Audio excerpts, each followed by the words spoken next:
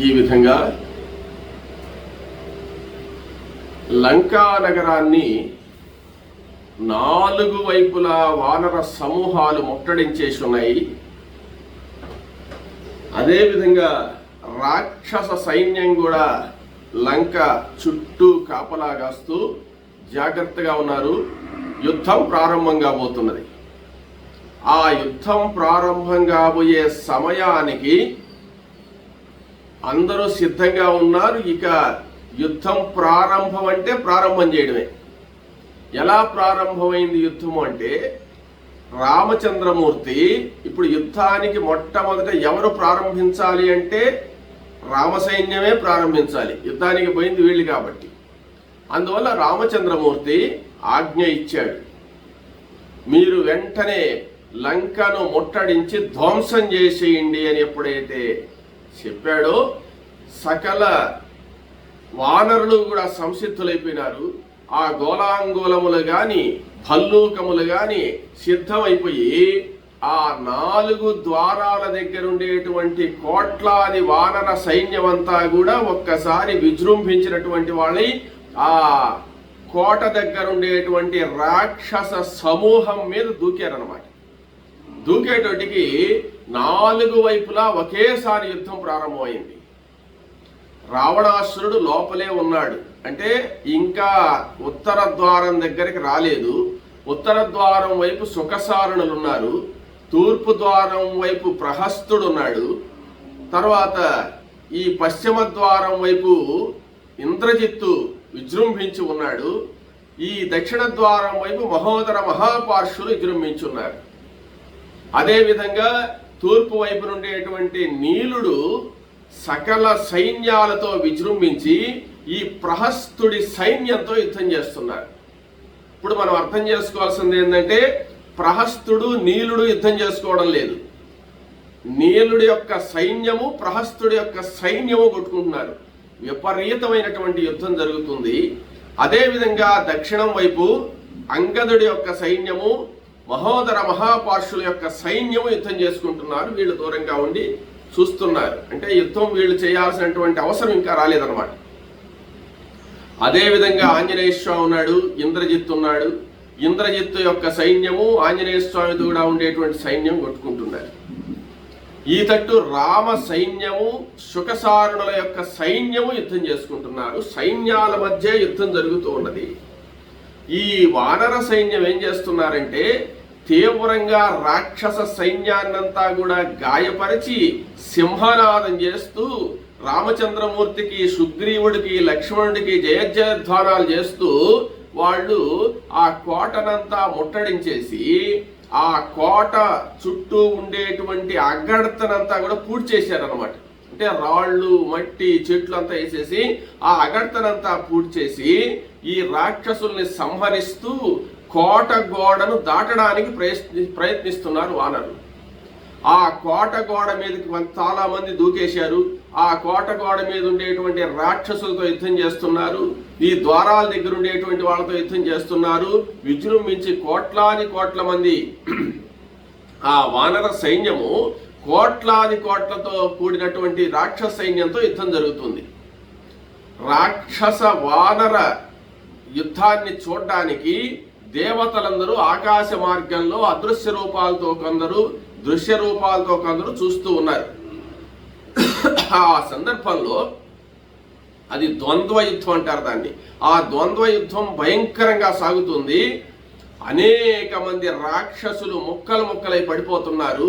అనేక మంది రాక్షసులను చీల్చి చెండాలేస్తున్నారు ఈ వానరులు. అదే విధంగా రాక్షస సైన్యం చేతిలో కూడా అనేక మంది వానరులు మరణిస్తున్నారు. ఇలా ఉదయం ప్రారంభమైనటువంటి యుద్ధము సాయంత్రం వరకు జరిగింది. ఎక్కడ ఆపేటువంటి సమయమే లేదు. ఆ భయంకరమైనటువంటి యుద్ధం జరుగుతుంటే సాయంత్రం సమయానికి చాలా మంది రాక్షసులు మరణించారు. ఏమంటే ఈ వానరులందరూ కూడా ఒక్కొక్కరు పర్వతాకారులు, మహాభయంకర పరాక్రమం కలిగినటువంటి వాళ్ళు కాబట్టి చాలా మంది రాక్షసులను మట్టుబెట్టేశారు. మట్టుబెడితే రాక్షస బలం తగ్గిపోతూ ఉన్నది ఆలోచించి చూస్తే. అప్పుడు ఈ నాయకులైనటువంటి వాళ్ళు ఆలోచిస్తూ మన రాక్షస బలం తగ్గిపోతున్నది అనుకుంటూ ఉండగా సాయంకాల సమయమైంది. సాయంత్ర సమయం అయితే రాక్షసులు నిశాచరులు కాబట్టి సాయంత్రం రాక్షసులకు బలం ఎక్కువ, వానరులకు నరులకు రాత్రి బలం తక్కువ. కాబట్టి మన సమయం వస్తున్నది, మనం యుద్ధం చేయొచ్చు బాగానని చెప్పి రాక్షసులు అనుకుంటున్నారు. ఈ యుద్ధం ఎటువంటిదంటే భారత యుద్ధానికి రామరావణ యుద్ధానికి తేడా ఏంటంటే భారత యుద్ధం ఉదయాన్నే 6 గంటలకు ప్రారంభమైతే సాయంత్రం 5:30, 6 గంటలకు ఆపేసేవాళ్ళు అనమాట. ఎవరి శిబిరాలకి వాళ్ళ పోయి నిద్రపోయేది. మళ్ళీ ఉదయాన్నే లేచి ప్రారంభం చేసేది. ఒక్క ద్రోణాచార్య యుద్ధం అప్పుడు మాత్రం రాత్రి యుద్ధం ఒక్కరోజే జరిగింది. రామరావణ యుద్ధం ఏంటంటే ఈ ముట్టడించినటువంటి లంకను స్వాధీనం చేసుకోవడానికి వెళుతున్నారు కాబట్టి రాత్రని పగులని ఏం ఆపేదేమి లేదు. ఏ సందర్భంలో అయినా వీళ్ళు యుద్ధం చేస్తూనే ఉండేదన్నమాట. ఆ విధంగా మొదలుపెట్టి మొదటి రోజు సాయంత్రం అయిపోయింది. సాయంత్రం అయ్యేటువంటి రాక్షస మోకలు చాలా మంది మరణించారు, అందరూ విజృంభించి ఉన్నారు. అంగదుడికి మాత్రం ఇంకా సరైనటువంటి వాడు దొరకలేదే. ఈ మహోదరుడు మహాపాషుడు అంటే అంగదుడికి పెద్ద లెక్కలేదు. ఎట్లబ్బా నాకు చేతికి తగినటువంటి వాడు దొరకలేదే అనుకుంటూ ఉన్నాడు. ఆ సమయంలో ఆ సాయంకాల సమయంలో ఇంద్రజిత్తు రాక్షస బలమంతా తగ్గిపోతున్నదని గమనించి విజృంభించి ఆకాశంలోకి తన రథాన్ని లేపినటువంటి వాడై విజృంభించి బాణ వర్షం కురిపిస్తున్నాడు వానరుల మీద. ఆ దృశ్యాన్ని అంగదుడు చూచాడు. అంగదుడు దక్షిణ ద్వార సమీపంలో ఉన్నాడు, ఇంద్రజిత్తు పశ్చిమ ద్వార సమీపంలో ఉన్నాడు. ఆంజనేయ స్వామి కూడా యుద్ధం చేస్తున్నాడు. ఇక్కడ చేస్తూ ఉన్నప్పటికీ ఆకాశంలో రథాన్ని లేపి విజృంభించినటువంటి ఆ యొక్క ఇంద్రజిత్తును చూసి క్రోధ తామ్రాక్షుడైనటువంటి అంగదుడు ఓర్చుకోలేక ఆ ఇంద్రజిత్తును చంపేయాలి ముందని చెప్పి ఆ దక్షిణ ద్వారంలో ఎంతో దూరంలో నుంచి ఉన్నాడు ఆయన. అక్కడి నుంచి ఒక్క లంఘనం చేసినటువంటి వాడే ఎగిరి వచ్చి ఈ ఇంద్రజిత్తు రథం మీద దూకాడు.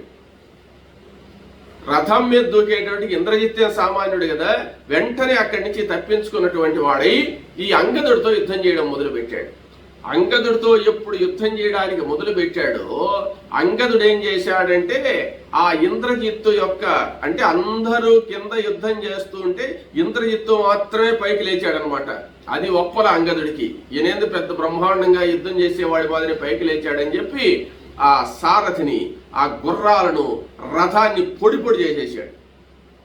పొడి చేశాడంటే ఎలా చేశాడు అంటే ఆ అంగదుడు రథం మీదకి దూకిన తర్వాత ఇంద్రజిత్తు ఎడంగా వెళ్ళాడు కదా తప్పించుకొని, అప్పుడు ఒక పర్వతాన్ని తీసుకున్నటువంటి వాడి ఆ రథం మీద వేసేసాడు. రథం మీద వేసేటప్పటికి ఆ రథం అంతా పొడి అయిపోయింది. మొట్టమొదటిసారిగా ఇంద్రజిత్తు యొక్క రథాన్ని పొడి చేసిన వాడు అంగదుడేనమాట. వెంటనే మరలా ఈ అంగదుడు ఇక్కడి నుంచి ఎగిరి ఎడంగా వెళ్ళిపోయి దక్షిణ ద్వారం దగ్గర ఉన్నాడు. అంటే దక్షిణ ద్వారం దగ్గర ఉండేటువంటి వాడు అక్కడే యుద్ధం చేయాలని రూల్ ఏమి లేదనమాట. ఎవరితో అయినా చేసుకోవచ్చు అనమాట. అప్పుడు ఆ ఇంద్రజిత్ ఏం చేశాడంటే రథం అంతా పొడి అయిపోయిన తర్వాత ఇంకొక రథంలో ఎక్కాడు. ఇంకొక రథంలో ఎక్కి వెంటనే అంగదుడి వైపు పోయినాడు. ఇక్కడ ఉండే వాళ్ళని వదిలేసేసి ఆ దక్షిణం వైపు ఉండేటువంటి అంగదుడి దగ్గరికి వెళ్ళాడు అనమాట. అంటే ఇక్కడ జరిగిన యుద్ధం ఏమిటి? మొన్న ఆ ఆంజనేయ ఆ యొక్క రావణాసురుడు లంకానగరంలో తన అంతఃపురంలో తన సౌధం పైన ఉంటే సుగ్రీవుడు ఎగిరిపోయి కొట్టేసి వచ్చి మళ్ళీ రాముల వారి దగ్గరికి వచ్చాడు కదా. అదే విధంగా అంగదుడు రాయబారం పోయినప్పుడు కూడా అదే విధంగా పోయి రావణాసుడిని కొట్టొచ్చాడు కదా. అట్టనే ఈ దక్షిణ ద్వారం దగ్గర ఉండేటువంటి ఆ అంగదుడు ఎగిరి పశ్చిమ ద్వారం దగ్గర ఉండేటువంటి ఆ ఇంద్రజిత్తు యొక్క రథాన్ని పొడి చేసి మరలా మామూలుగా వచ్చేసాడు. ఇంద్రజిత్ ఈసారి ఏం చేస్తున్నాడంటే దివ్య రథాన్ని కాంచన ఆయన దగ్గర అనేక రథాలు ఉన్నాయన్నమాట. ఆ రథం మీద ఎక్కినటువంటి వాడై ఆ రథాన్ని అంగదుడి వైపుగా పోనిమన్నాడు సారథిని. అంగదుడి పొగరు అణచాలని. అంగదుడు మహాబల పరాక్రమ సంపన్నుడు, వాలి కుమారుడు, అందులో యువరాజు. అప్పుడు ఈ ఇంద్రజిత్ ఎప్పుడైతే అంగదుడి వైపుగా వెళ్ళాడో ఆ అంగదుడు కూడా విజృంభించినటువంటి వాడే ఇంకొక పర్వతాన్ని తీసుకుని అంటే వీళ్ళ ఆకారాలే పర్వతాలంత ఉన్నాయి. ఈ పర్వతాలు వాళ్ళు తీసుకుంటే రాయి మాదిరి ఉందన్నమాట వాళ్ళకు. ఆ పర్వతంతో మరలా కొట్టాడు. కొడితే రెండవసారి కూడా ఇంద్రజిత్తు యొక్క రథం భగ్నం అయిపోయింది. గుర్రాలు చనిపోయినాయి, సారథి చనిపోయినాడు, ధ్వజం విరిగిపోయింది, చక్రాలు ఎక్కడెక్కడ పోయినాయి. ఆ ఇంద్రజిత్తు ఆ రథంలో నుంచి తప్పించుకున్నాడు. తప్పించుకున్నటువంటి వాడై ఈసారి మాయాయుద్ధం చేయాలా అని చెప్పి నిర్ణయించుకున్నాడు. మాయాయుద్ధం చేయాలా అని చెప్పి నిర్ణయించుకున్నటువంటి వాడై ఇంకొక రథాన్ని స్మరించాడు. స్మరించంగానే రథం వచ్చేసింది, మూడో రథం అన్నమాట. మూడో రథంలో అధిరోహించినటువంటి వాడై అంగదుడి ఛాయ చూస్తూ ఆయన ఏం చేశాడంటే అంగదుడి మీద బాణ వర్షం కురిపించేశాడు అదృశ్య రూపంతో. అంటే ఇంద్రజిత్తు కనపడడం లేదు, రథం కనపడడం లేదు, మాయాయుద్ధం మొదలు పెట్టాడు. అదృశ్య రూపంతో ఆ బాణ వర్షం కురిపించి ఆ అంగదుడు కొంచెం అలా ఆ బాణ వర్షంలో మునిగి తేలే లోపల, మునిగి స్పృహ తెచ్చుకొని మళ్ళా చూసే లోపల అంగదుడి దగ్గర నుంచి బయలుదేరి నేరుగా ఉత్తరం వైపుగా వచ్చేసాడు. ఉత్తరం వైపుగా ఎలా వచ్చాడు? అదృశ్య రూపంతో వచ్చాడు.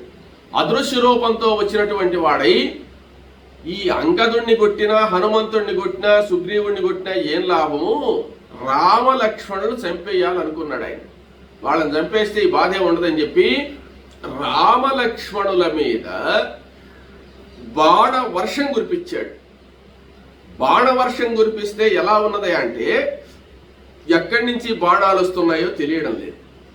ఈ రామలక్ష్మణులు బాణ ప్రయోగం చేయాలంటే ఎవరి మీద చేయాలా? బాణాలు ఎక్కడి నుంచి వస్తున్నాయి? కాసేపు తూర్పు వైపు నుంచి వస్తున్నాయి, కాసేపు పశ్చిమ వైపు నుంచి వస్తున్నాయి, పైన ఆకాశంలో నుంచి వస్తున్నాయి, దక్షిణ ఉత్తర మార్గాల్లో వస్తున్నాయి. అంటే అదృశ్య రూపంలో నాలుగు వైపులా తిరుగుతూ యుద్ధం చేస్తున్నాడు. ఈ బాణ వర్షం ఎలా కురిపించారంటే ఇంద్రజిత్తు రామచంద్రమూర్తి యొక్క, లక్ష్మణుని యొక్క శరీరంలో ప్రతి అంగుళానికి బాణం దిగబడిపోయింది అనమాట. వీళ్ళు ప్రయోగం చేస్తున్నారే గాని అవేమి ఇంద్రజిత్తుకు తెలియడం లేదు. అంటే ఇంద్రజిత్తు ఒకవైపు ఉంటే ఒకవైపు వీళ్ళు బాణ ప్రయోగం చేస్తున్నారనమాట. ఆ విధంగా విపరీతమైనటువంటి బాణ వర్షం కురిపించేటోటికి ఏమీ చేయలేక రామలక్ష్మణులిద్దరూ కూడా భూమి మీద పడిపోయినారు. భూమి మీద పడిపోయిన తర్వాత ఇంద్రజిత్ అంత పరాక్రమవంతుడు ఇంద్రజిత్ అన్నమాట. అనేక రకాలైనటువంటి బాణ పరంపరలు కురిపించేటప్పటికి చాలా మంది వానరుల స్పృహ కోల్పోయి పడిపోయినారు. మొత్తం వానర సైన్యం అంతా కూడా నేలకు ఒరిగిపోయింది అనమాట. రామలక్ష్మణులే పడిపోయినారు. అప్పుడు ఇంద్రజిత్తు రామలక్ష్మణులు చంపేశాననే సంతోషంతో నేరుగా బయలుదేరి ఆయన లంకా నగరానికి వెళ్ళిపోయినాడు. ఇంకా యుద్ధం ఏం లేదు, ఆగిపోయింది. ఇంక యుద్ధం చేసేవాళ్ళు ఎవరు లేరు. అప్పుడు రామలక్ష్మణులు ఎప్పుడైతే పడిపోయినారో విభీషణుడు మాత్రం ఉన్నాడు. చాలా మంది అదే విధంగా ఇంద్రజిత్తు దెబ్బకు పడిపోయి ఉన్నారు. ఆ పడిపోయినటువంటి వాళ్ళను సుగ్రీవుడు చూశాడు. సుగ్రీవుడు ఎక్కడున్నాడు? రాముడు ఉండేటువంటి ప్రాంతానికి, ఆంజనేయ స్వామి ఉండే ప్రాంతానికి మధ్యలో ఉన్నాడు సుగ్రీవుడు. ఇక్కడ ఇంద్రజిత్తు అకస్మాత్తుగా వచ్చి ఈ విధంగా యుద్ధం చేసి వీళ్ళిద్దరినీ కొట్టేస్తే సుగ్రీవుడు పరిగెత్తుకుంటూ వచ్చాడు. పరిగెత్తుకుంటూ వచ్చి రామలక్ష్మణులిద్దరూ కూడా పడిపోయి ఉన్నారు. రామలక్ష్మణులిద్దరూ మరణించారనేటువంటి వేదనతో ఇక నేను చేసిన ప్రయత్నం అంతా ఎందుకు, వృధా అయిపోయింది కదా, నేను ఉండి మాత్రం ఏం లాభం, రాముడికి ఏం సహాయం చేయగలిశాను, రాముడినే పోగొట్టుకున్నాను కదా అని ఏడుస్తున్నాడు సుగ్రీవుడు. అప్పుడు విభీషణుడు వచ్చాడు. విభీషణుడు వచ్చి, సుగ్రీవ ఎందుకు ఆ విధంగా దుఃఖిస్తావు? రాముడికి ఏం కాలేదు, ఇది ఇంద్రజిత్తు యొక్క మాయ. ఇంద్రజిత్తు మాయాయుద్ధం చేశాడు కాబట్టి ఆ విధంగా పడిపోయినారు వాళ్ళు అని చెప్పి కొన్ని మంత్రాలు చెప్పి నీళ్లను అభిమంత్రించాడు. నీళ్లను అభిమంత్రించి ఆ మాయాయుద్ధం జరిగినప్పుడు అవన్నీ కూడా మనకు అర్థం అవ్వాలంటే దానికి కొన్ని మంత్రాలు ఉన్నాయి. ఆ మంత్రాలు విభీషణుడు అభిమంత్రించి ఆ నీళ్లతో సుగ్రీవుడి యొక్క కళ్ళు తుడిచాడు అన్నమాట. ఇప్పుడు చూడు అన్నాడు, చూస్తే రాములు వారు తేజస్సుతో వెలిగిపోతున్నాడు. స్పృహ కోల్పోయి ఉన్నట్టున్నాడే కానీ ప్రాణం పోయినట్లేదు. మామూలు దృష్టితో చూస్తే మాత్రం ప్రాణం పోయినట్టుందన్నమాట. కాబట్టి ఇది మాయ ఆవరించుంది. మాయ ఆవరించి నాగపాశబద్ధులై ఉన్నారు వాళ్ళు. నాగపాశబద్ధుల్ని చేసి పెట్టాడు. కాబట్టి మీరు బాధపడాల్సినటువంటి అవసరం లేదు. వాళ్ళు కాసేపటికి తేరుకుంటారు. ఏదో ఒక వైద్యం చేస్తాము. ప్రాణం పోతే కదా నువ్వు బాధపడాలా? వాళ్ళకి ప్రాణం పోలేదు. ఇది మాయతో చేసినటువంటి యుద్ధం వల్ల నాగపాశబద్ధులై ఉన్నారనే విషయాన్ని విభీషణుడు సుగ్రీవుడికి చెప్పాడు. సుగ్రీవుడు కొంచెం స్థిమితపడ్డాడు. వానర సైన్యమంతా పడిపోయి ఉన్నది. రామలక్ష్మణులు స్పృహ లేకుండా పడిపోయి ఉన్నారు. ఏం కదలికే లేదన్నమాట. చనిపోయినట్టే పడిపోయి ఉన్నారు ఇద్దరు. కానీ ప్రాణం ఎక్కడో ఉంది. వాళ్ళు తేజస్సుతో వెలుగుతున్నారు. ప్రాణం పోలేదు, సజీవులై ఉన్నారనే విషయం సుగ్రీవుడికి విభీషణుడికి మాత్రమే తెలుసు. ఇక ఈ ఇంద్రజిత్తు యొక్క బాణ వర్షంలో వానరులందరూ పడిపోయి ఉన్నారు. అప్పుడు యుద్ధరంగం అంతా నిశ్శబ్దం అయిపోయింది. నిశ్శబ్ద వాతావరణం. కోలాహలాలు, కొట్టుకోవడాలు, శబ్దాలు ఏం వినపడటం లేదు. అట్ట ఏర్పడ్డ తరువాత వీళ్ళకి ఎలా స్పృహ రావాలి, వీళ్ళని బ్రతికించాలి అని ఆలోచిస్తున్నారు. ఏ వైద్యం చేయించాలని ఆలోచిస్తున్నారు సుగ్రీవుడు, విభీషణుడు. ఇంతలో రావణాసురుడి దగ్గరికి ఇంద్రజిత్తు వెళ్ళాడు కదా. ఇంద్రజిత్తు వెళ్ళిన తర్వాత ఇంద్రజిత్తు రావణాసురుడితో ఏం చెప్పాడంటే, రామ లక్ష్మణులను సంహరించేశాను. చాలా మంది వానరులు కూడా మరణించారు. ఇంకా కొంతమంది పలాయనం చిత్తగించారు. ఇంక యుద్ధమే లేదు, అయిపోయింది, రామలక్ష్మణుడు మరణించారనేటువంటి శుభవార్తను ఎప్పుడైతే రావణుడు విన్నాడో రావణుడికి పరమానందం అయిపోయింది. అది రావణుడికి శుభవార్తే కదా. ఆనందం అయిపోయి ఆనందం పట్టలేక అప్పుడేం చేశాడంటే ఆ అశోకవనానికి కొంతమందిని పంపించాడు. అశోకవనానికి కొంతమందిని పంపించి, మనం చెప్తే నమ్మదు సీతను యుద్ధభూమికి తీసుకెళ్ళి రామలక్ష్మణుల యొక్క శవాలను చూపించి తీసుకురాండి అని చెప్పాడు. అప్పుడు రాత్రి సమయం అన్నమాట. అప్పుడే సూర్యాస్తమానం అయిపోయి రాత్రి జరగబోతుంది అన్నమాట. రాత్రి వచ్చేసింది. అప్పుడు వెంటనే పుష్పక విమానంలో సీతాదేవిని తీసుకొని ఆ అశోకవనంలో ఉండేటువంటి స్త్రీలందరూ కూడా పుష్పక విమానంలో ఎక్కారు. సీతకి ఏం చెప్పారంటే, భయంకరమైన యుద్ధం జరిగిందమ్మా. యుద్ధంలో ఇంద్రజిత్తు రామలక్ష్మణులను చంపేశాడు. నీకంత అనుమానంగా ఉంటే ఒక్కసారి ఆఖరిసారిగా చూసి రమ్మని చెప్పి రావణాసురుడు పంపించాడు. పుష్పక విమానంలో వెళ్ళి చూసి రావాల్సిందే అని భటులు చెప్పారనమాట. అప్పుడు సీతతో పాటు త్రిజట మొదలైనటువంటి వాళ్ళు కూడా బయలుదేరి సీతాదేవి కూడా ఆ విమానంలో ఎక్కి ఆ రణభూమికి వచ్చిందనమాట. రణభూమికి వస్తే ఆ రణరంగంలో అంతా చూస్తే రామలక్ష్మణులు, అంటే ఈ పోయినటువంటి వాళ్ళు ఎక్కడైతే రామలక్ష్మణులు పడిపోయి ఉన్నారో అక్కడికి ఆకాశ మార్గంలో విమానంలో తీసుకొచ్చారనమాట. ఆ విమానంలో నుంచే చూసింది సీత. చూసి ఆ పడిపోయినటువంటి రామలక్ష్మణులు చూసి ఎలా దుఃఖించింది ఆ సీత అంటే, రామ, నిన్ను నేను ఈ విధంగా చూడాల్సి వచ్చిందా? మనసా వాచా కర్మణా నిన్నే నమ్మానే, నాకు ఈ దుస్థితి వస్తుందని చెప్పి అనుకోలేదు. ఈ విధమైనటువంటి ఘోరం జరిగింది. దుర్మార్గుడైనటువంటి రావణుడు నిన్ను ఈ విధంగా చేశాడు. ఆహా, మన వలన భగవంతుడు కూడా విడదీయలేడని చెప్పి అనుకుంటూ ఉన్నాను. కానీ ఈ విధంగా దుర్మార్గుడైనటువంటి రావణాసుడు మన జీవితాన్ని ఈ విధంగా చేశాడు. రామ, నన్ను నీకు దూరం చేసేసాడు కదా అని చెప్పి విలపిస్తూ, నేను జనక మహారాజు కూతుర్ని, దశరథ మహారాజు ఇంటికి కోడలిగా వచ్చాను. రామ, నీకు భార్యనైనాను, అరణ్యవాసం చేస్తున్నా నీతో ఉంటేనే ఆనందంగా ఉంటుందని చెప్పి నేను వచ్చాను. ఇటువంటి పరిస్థితి మనకు భగవంతుడు కల్పించాడు కదా. ఆహా, ఈ జ్యోతిష్ శాస్త్రవేత్తలు, దైవజ్ఞులందరూ కూడా నా జాతకాన్ని చూసి నా యొక్క హస్త రేఖలు చూసి హస్త సాముద్రిక శాస్త్రవేత్తలు కానీ జ్యోతిష్ శాస్త్రవేత్తలు కానీ అందరూ కలిసి దైవజ్ఞులుగా ఉండేటువంటి వాళ్ళు, సీత నీకెప్పుడు భర్తృవియోగం ఉండదమ్మా, దీర్ఘ సుమంగళి భవ అని చెప్పి పెద్దవాళ్ళు ఆశీర్వదిస్తే ఆ ఆశీర్వచనమే జరుగుతుందమ్మా అని చెప్పి అన్నారే. వాళ్ళ జాతకాలు ఏమైపోయినాయి, దైవజ్ఞులు చెప్పిన మాట ఏమైపోయింది, పెద్దవాళ్ళ ఆశీర్వచనాలు ఏమైపోయినాయి, నేను ఇప్పుడు నిన్ను పోగొట్టుకున్నాను కదా అని చెప్పి దుఃఖిస్తూ ఉంది సీత. దుఃఖిస్తూ బాధపడుతూ అనేక విధాలుగా ఆ సీత బాధపడుతూ ఉంటే, నాకు నీ వియోగాన్నే తట్టుకోలేనే, ఈ విధంగా భగవంతుడు శాశ్వత వియోగాన్ని కలిగించాడే అని చెప్పి ఏడుస్తుందట. ఇప్పుడు ఆ సీత యొక్క దుఃఖాన్ని చూసి త్రిజట ఆమె కన్నీళ్లు తుడిచి, అమ్మ సీత నువ్వు దుఃఖించద్దు తల్లి, రాముణ్ణి ఏమి చేయలేడు, రావణ వధార్థమే రామావతారం జరిగిందమ్మా, రామలక్ష్మణులకి ఏం కాలేదు, ఒక్కసారి చూడు వాళ్ళు ఆ దివ్య తేజస్సుతో వెలిగిపోతున్నారు, దివ్య తేజస్సుతో వెలుగుతున్నారంటే నువ్వు తెలుసుకోవాల్సింది వాళ్ళు సజీవులై ఉన్నారు. ఈ రాక్షస మాయ వల్ల, వీళ్ళు ప్రయోగించినటువంటి మాయ వల్ల అలా పడిపోయి ఉన్నారే గాని వాళ్ళకి ఎలాంటి ప్రాణహాని లేదు తల్లి సీత.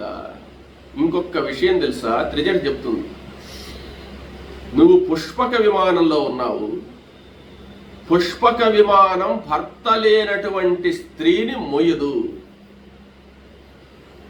రాముడే గాని మరణించుంటే ఈ పుష్పక విమానంలో నువ్వు ఉండలేవు.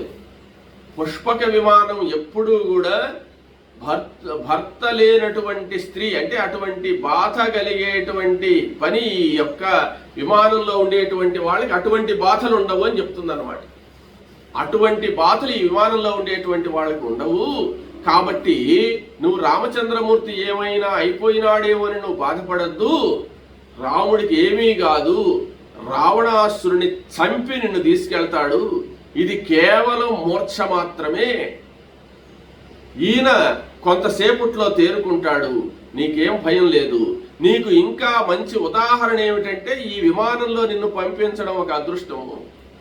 పుష్పక విమానం అనేటువంటిది భర్త లేనటువంటి స్త్రీ దీంట్లో ఉండరు, అసలు ఉండకూడదు, ఉండలేరు కూడా, పుష్పక విమానం ఒప్పుకోదు. అటువంటి దివ్య శక్తి కలిగినటువంటిది పుష్పక విమానము.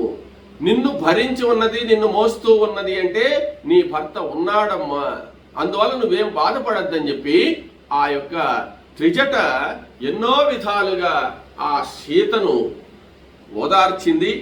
ఓదార్చిన తర్వాత వెంటనే పుష్పక విమానం ఎక్కువసేపు ఉండకూడదని చెప్పి ఆ విధంగా ఆ రాముణ్ణి చూపించేసిన తర్వాత సీతను అదే విమానంలో తీసుకుని వెళ్ళిపోయినాడు.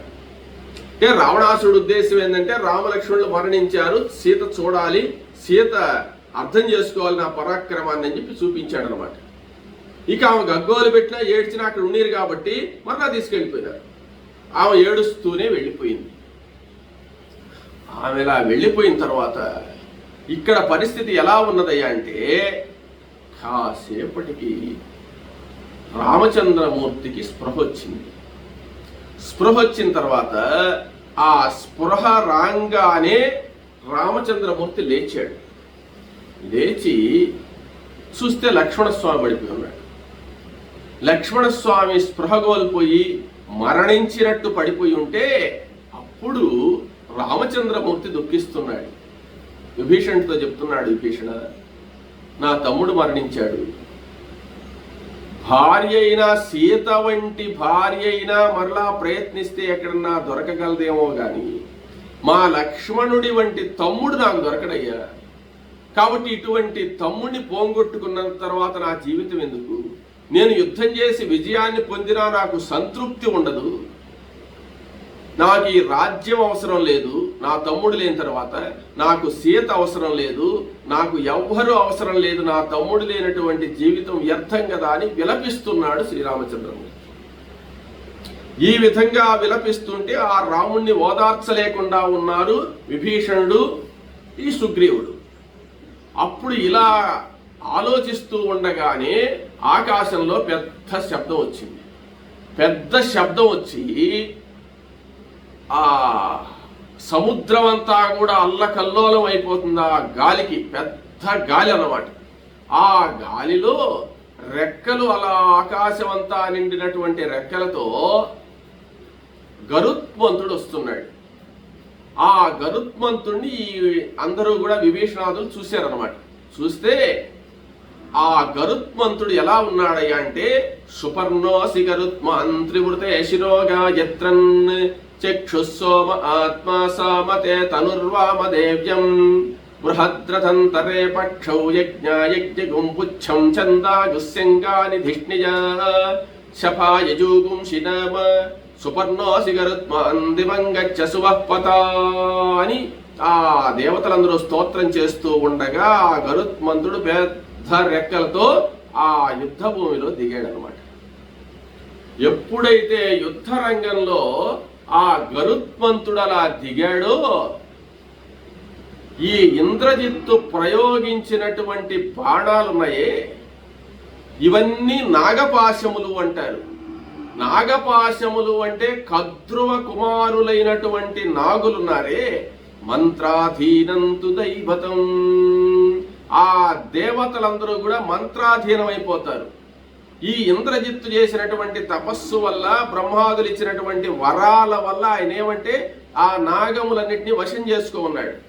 వశం చేసుకోన్నాడంటే మంత్రాధీనంతు దైవతం, ఆ మంత్రాన్ని కాని ప్రయోగిస్తే ఆ దేవత వచ్చి ఆ పని చేయాలన్నమాట. ఎట్లాగా ఒక శాపం పెడతారనుకోండి. శాపం పరీక్షిత్తుకు ఋషీశ్వరుడు ఏమని శాపం పెట్టాడు? శమీక పుత్రుడు, నీవు 7 రోజుల లోపల తక్షక విషాగ్ని చేత మరణింతుగాక అని శాపం పెట్టాడు.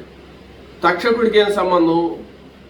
కానీ ఈ శాప ఈ వీళ్ళు చేసినటువంటి తప ప్రభావం వల్ల ఈ మంత్రానికి ఆయన లొంగిపోయి ఉంటాడు. కాబట్టి ఈ బ్రాహ్మణుడు పెట్టిన శాపం వల్ల ఆ తక్షకుడు వచ్చి ఆ పరీక్షిత్తును కరవాలన్నమాట.